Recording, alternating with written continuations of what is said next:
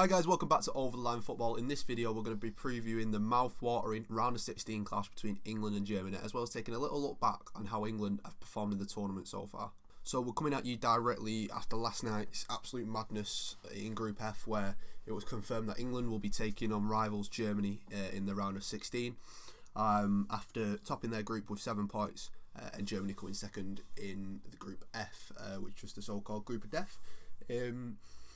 The way we had it in our predictions, Jamie, we had England playing Portugal because we expected Portugal to come second, so we weren't miles off. Oh. We did. I thought we did quite well actually. And throughout the night, we were on track to play each team at least once. Yes. Even France, there was a point when Portugal back into the game and Germany were getting back into the game, that was a chance we were going to play France. But we've ended up with Germany. Just your initial reactions to how you're feeling about that. I think obviously the easy one for us personally would have been, of course, Hungary. But I personally think out of the other three in the group, I would personally take in Germany myself, which is okay. I thought the two games yesterday were chaos. Yeah, good chaos because we've not really had an incredible group stage. France-Portugal one was 3 penalty decisions. And one very close offside call, so I was nice to see VAR do a job. I know people say that, I'm not sure they got it right, but the VAR was there. In the Germany-Hungary game, obviously chaos in the second half with 3 goals, and obviously Goretzka getting an equaliser to knock out the Hungarians out of the Euros. I was quite surprised how the Hungarians played personally. They played a lot better against the Germans than France versus Portugal, which if Hungary can get something out of the Germans, you think probably England probably could get something out of them too. But yeah, I reckon personally I would prefer Germany out of France and Portugal. Yeah, we ranked them, didn't we, before the game? We were thinking, who do we want? Taking Hungary out of it in the dreams. I know the dream was alive for probably during that game. We were on to play Hungary a lot more than every other team, because Hungary were leading throughout pretty much the entirety of the first half, and then as soon as Germany equalised, Hungary went down the other end and scored again, and then obviously at that time France were 2-1 up. So it looked like for a long time like we were going to face Hungary, and then that side of the draw was going to be absolutely bliss for England. So basically it's the same table that started the game. Yeah, basically after all that. Yeah. But I said, personally, my opinion was that France obviously dead last in terms of wanting to play them, because as much as I don't think they've hit the heights they can do in this tournament, I feel like they have just been in third gear, which is scary to think considering the tournament, the group they've had, and that they've come top. So I think that's quite scary to think. Plus some of their individual talent. I mean, you look how good Mbappe can be on his day, of course, but Paul Pogba always turns it on for France, and Paul Pogba versus Rice and Phillips doesn't really fill me with much confidence. And then I said Portugal in the middle of the two because the sort of CR7 effect. I mean, you've seen what it's been like for Portugal throughout this entire tournament so far. They've relied on Ronaldo, albeit a lot of the time from the penalty spot, to dig him out of situations. I mean, he did create that penalty, the second one, from his long running behind. True. Players aren't really chipping in for Portugal other than him, but him on his own has shown so far throughout the tournament, and of course in his career, that he's enough to win games on his own. I don't look at that Germany squad and think there is one player in there that can win the game on his own. There's a lot of quality in there. And I mean, especially if we play a 2-man midfield of Rice and Phillips against a pivot of Leon Goretzka, Ilkay Gundogan, Thomas Muller, I just don't think that's a good idea. But I think Germany, out of the 3 teams, are the more beatable. They've not looked incredible in defence. Equally, they've not looked incredible up front. I think the midfield has been Germany's best part of the pitch so far this tournament, and I was saying throughout the year, the Portugal game when they beat them 4-2, I thought Germany were way the better side, and then in the end they scored 4 goals, but obviously Portugal's defence that day was awful, so it's going to rely on England keeping Germany out. I think I know probably the most obvious statement of the 21st century, but I think we have got enough in attacking areas to score goals. I know we haven't so far in the group stage as much as as we'd like to. Scoring 2 goals is probably pretty disappointing considering the attack that we've got and the options we've got off the bench. But optimistic that we've kept 3 clean sheets. Yeah. Might as well talk about the England-Germany preview, what you think might happen. Obviously, I've seen a lot of Twitter, a lot of ex-pros and analysts are saying England might possibly play either 3 or 5 at the back, trying to, like you said, trying to sort of like pivot out in the German midfield. It's a tough one to think of, isn't it? Yeah, so obviously, if you're going into a game with 3 clean sheets, not conceding a single goal, and then changing everything, your formation, everything just for a game. Obviously, I would have personally started 5 before the Euros anyway. Yeah, we both said it, didn't we, before the Euros? Play 5, sorry. But I don't think personally you can change something. We've had 3 clean sheets in a row. Obviously, I know the Germans are different to like the Croatians, to Scotland and Czech Republic. You know what I mean? Yeah. But I'd feel like I would find it difficult as a player, knowing that you've got 3 clean sheets. As Pickford especially, 3 clean sheets with 4 people in front of you now. You got 3 and a 5, and I have to look at different people. Obviously, like I said, at the German midfield just will cause chaos, and that's obviously, like we said before the tournament, their best position on the pitch is the midfield. I would say so. Yeah. So, what do you reckon? Do you reckon we'll play 5 or 3? I hope he sticks with the 4. Right. Mings and Stones did well for the 2 games, considering. You think in the 2 games with Mings and Stones, there was one big chance at the back post for in the Scotland game, which Pickford made a brilliant save, and that was probably the fullback or the winger's fault. So it wasn't really Stones and Mings' fault. Maguire came in against Czech, and I thought he had a really positive influence. Of course, Czechs didn't really. They had a brief period, didn't they, towards the end of our time, where Souček shot just wide. Yes. But they didn't really threaten too much. But going forward, Maguire was a lot more progressive with the ball. What we really wanted him to do, our defence to do. You know what I mean? We wanted him to break through the lines and give the opportunities for Kane and Sterling, and it was Saka in that game to run in behind. So I would love us to stick with a 4 at the back now. Maguire's got 90 minutes under his belt. He looked sharp. He looked on it, and Stones has been on it all tournament. So the only obviously probably decisions to be made are the fullbacks, because we're more it's the day after Ben Chilwell's isolation, so you'd think he's probably not going to be involved from the off, because he's not been involved at all this year. Well, he's not, but like if you're narrowing it down, I think Mount's probably more likely to come straight back in than Chilwell. Walker and Reece James have been rotated, as have Trippier and Luke Shaw. So it is who Southgate prefers and who Southgate thinks he's going to be able to stay resolute but actually help in the final third of the pitch, because Germany aren't the Germany of old. No. You know, there is opportunities for England to get him, and we've got the ability to. I don't understand this whole talk of, you know, we should be beating teams 7-8-0. You know what I mean? I was speaking with one of our friends this morning, and what they said is what they said on ITV. He thinks, right, you know, if this was any other nation, they'd be like, well, they're quietly going about their business here. They've not been dead impressive, but they've got the job done in the group stage. Look, as well, I still think that Harry Kane isn't going to stay on a goal drought forever. I bloody hope so anyway. It is going to happen for him at some point. And look, if you've got players in that team that you're thinking are not playing well and are still scoring goals, then it's only going to be a positive for England. And everyone that's coming in an attacking sense has impressed, I thought. Obviously, Sancho didn't really get enough time to do anything the other day, but Saka was fantastic. Grealish came in, made a massive difference as well. So Southgate's got a lot of decisions to make with the team. In terms of Harry Kane, as well, obviously in the World Cup, he out of his 6 goals he scored in the World Cup, 3 of them were penalties. Yeah. Obviously Ronaldo as well now.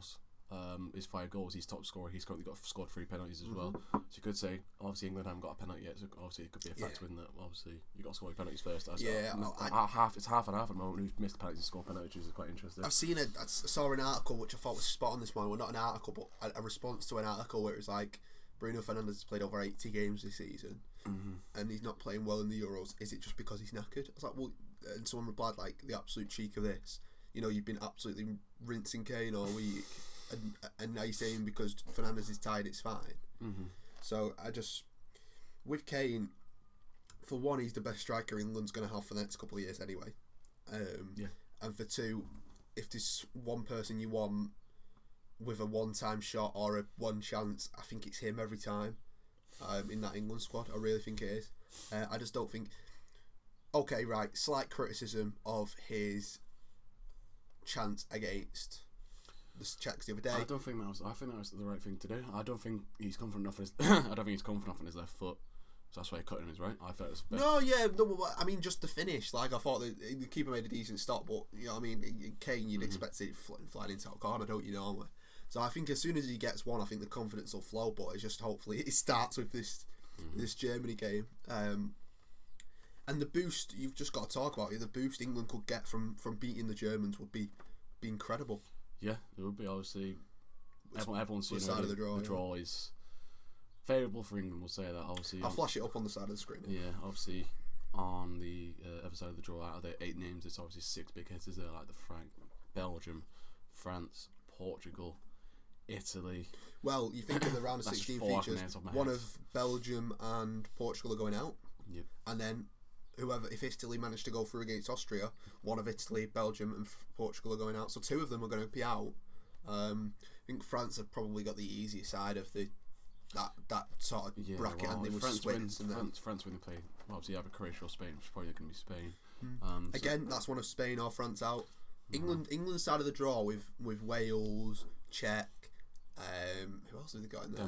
Denmark and there's Wales. A chance that we play Wales at Wembley for the semi-final of the Euros, which to me is mouthwatering. 45,000 capacity. Yeah, which is mouthwatering to me. Well, the advantage again, home advantage is massive in this tournament, especially with supporters back. It's not like we've had supporters for the last 3 years, have we? I mean, the boost is going to be brilliant for England. Obviously, if they win this game, the quarterfinals in Rome, yeah. Yes. So just getting through here would give, I think, the lads enough boost to go out there and play whoever they're supposed to play, whether it be.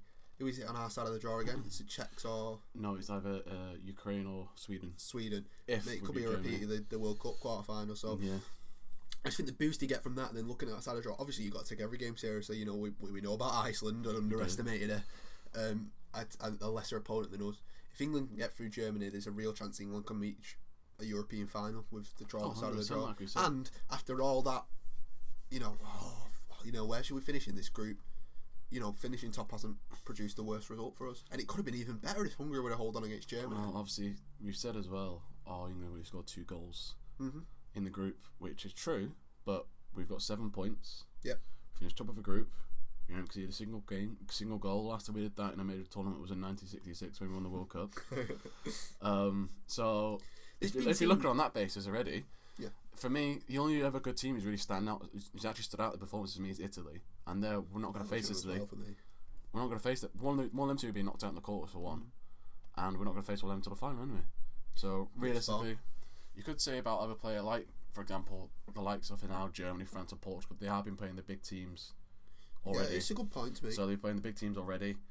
We'd be playing, we'll say, lesser of teams, so we're not getting high quality opposition consistently. And obviously as well, Portugal have just beaten who we thought would win the Euros. Portugal 4-2 is with Ronaldo. I was going to say, they've been talking about England being this sort of counter-attacking team. Yeah. We've come up against 3 teams who have not let us be counter-attacking because they're all 3 of them have sat back and wanted to counter-attack themselves. If we come up against Germany, I cannot see a world where Germany play a low block.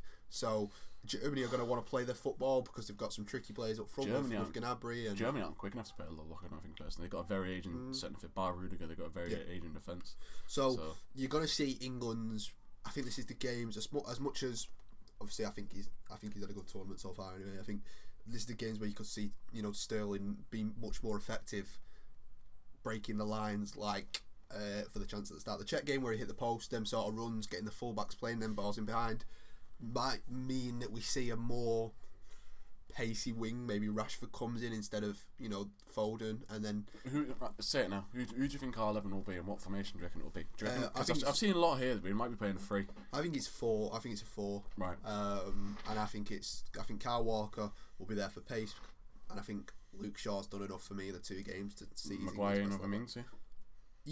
Maguire. Right. Maguire was very impressive for me. I know under the radar. I saw as well. He made the most progressive passes. There you go. Yeah. So obviously we're going Pickford, we're going Shaw, Walker, Stones, Maguire. Are you playing Rice and Phillips? You seen people on Henderson, don't they? Some people. I think. Did he look fit enough to draw Henderson in that game? I don't think he has, but he's not played a lot of football. I don't think Henderson. I think Henderson is a good option to come off the bench if we're winning, right, and shore it up and stuff. But I think with what they've done so far in the tournament, Rice and Phillips and then one of Mount and Grealish. Yeah. I would go with Grealish. I'm not sure how much. I want to go with Grealish as well. Yeah, I don't know how much work Mason Mount will be doing. I assume he'll be doing it individually or with Chilwell. But he won't even have a day with the team in terms of preparation. So you would do Rice and Phillips still? Yeah, because I can't see. Well, I'd love Bellingham, but he's not got a bottle to play Bellingham, has he? So it's Phillips, and it's probably be a bottom fair on Phillips. I don't think he's done much wrong. No. He's not flashy, is he? Like you said, we said before, he's not flashy. He's not like Ilkay Gundogan in there, but he's doing his job for us, and we've not conceded a goal. So no chances have been created from a Phillips mistake. No. So as long as he's progressive and doesn't panic and doesn't pass the ball backwards all the time, as long as he's progressive, that's what Bellingham's so good at. But Bellingham isn't going to play. So in the case of Mason Mount, would you? So do you reckon you play Grealish as the 10? Yeah, because. Right. Then I think that Foden, from what Southgate said the other day about not wanting to risk him being out, Foden might start. Foden probably is going to start, and then Sterling starts, then Kane starts. So I think the front three virtually picks itself. I was also going to say as well, obviously in the game against the Czechs, the front three had rotated a lot. I saw a lot of the time, obviously, Grealish was on the left and Sterling coming central. Obviously, I saw Harry Kane drop back to centre half at some point. Trying to get the ball. Yeah, but I'm saying the front three are very rotational. I think that's quite good in the way the wingers play. Obviously, Rashford can play anywhere as well. We might as well talk about Bukayo Saka briefly as well. Obviously, 5 games for England. He's played 3 man of matches. He's been very, very good playing for England. He surprised me how well he played. Like you said, all the Jadon Sancho hype was there, and I just do feel harsh about Jadon Sancho as well. But I think Jadon Sancho would be absolutely perfect off the left for this game. And I love Phil, and from a Manchester City perspective, I'd love to see Phil play, but Sterling and Sancho could be fantastic. I mean, for one, Sterling and Sancho have an incredible link-up every time they've played for England so far, as well with Kane. Can you imagine not playing Sancho in the group stages at all, and all of a sudden, the euphoria of Sancho starting on the wing with Jack Grealish and Foden as a 10? My God. Yeah, no, it would be. Look, if it was me, I'd play Grealish and Foden and drop Phillips, but it's not going to happen. We've got to be a bit more pragmatic than that. I think even if you sacrifice Foden, and Foden will be incredible off the bench, I think even if Sancho would play on the left and Sterling on the right, their pacing behind would be fantastic. And I looked at the stats in terms of with England yesterday in the top 5 leagues. I'm pretty sure Sterling is the top in terms of goal moments, even in terms of Harry Kane in the last 3 or 4 years, and Sancho is in second. And there's the lad's kid, so technically. It's obviously about Raheem Sterling. I think it was 19 games he's played for England. He's got 20 goal contributions. Yeah, Sterling. We've discussed this before. Sterling does it for England. There's always a big. Oh, why is this lad starting every time? It's never justified. It's because he's not Sancho and he's not young anymore and he's not the exciting talent, but he provides for England. What's the score prediction going to be for you, Harry, for this game? I'm not going to go as bold as I did with Scotland because we saw how much that backfired. But I'm going to go 1-1 in normal time and England win it in extra time, 2-1. I think this could be a time for a hero off the bench, a bit of pacing behind, a bit of a counter attack. I think England will take the lead, like a Kane, something, or Sterling. I mean, one of the not the usual lot, and then Germany slowly build back into the game, get a scrappy goal, probably Muller, and then England win it in extra time. Is my prediction if England are going to get anything from this game. I am going to go for a 1-0 England. I'm going to go for a Harry Kane penalty. I think the penalty is going to be scored in the first half. I think it's going to be chopped down. Sterling's going to be chopped down in the box. Right. Going to get given. Kane penalty. Finish 1 in England. Germany have about 2 chances in the game. That's it. It's going to be piece of piss. England 1, Germany 0. Just before we go, we were featured on another channel just before the Scotland game. Yeah, We Talk Football channel. I'll leave their link at the top of the description if you want to go and check that out. We chatted about the England-Scotland game, but they've got plenty of content going on over there, so make sure you go and subscribe to them. Subscribe to us if you haven't already, and hopefully next time we're speaking to you, England have knocked out the Germans and are in the quarterfinals of the European Championships. See you later.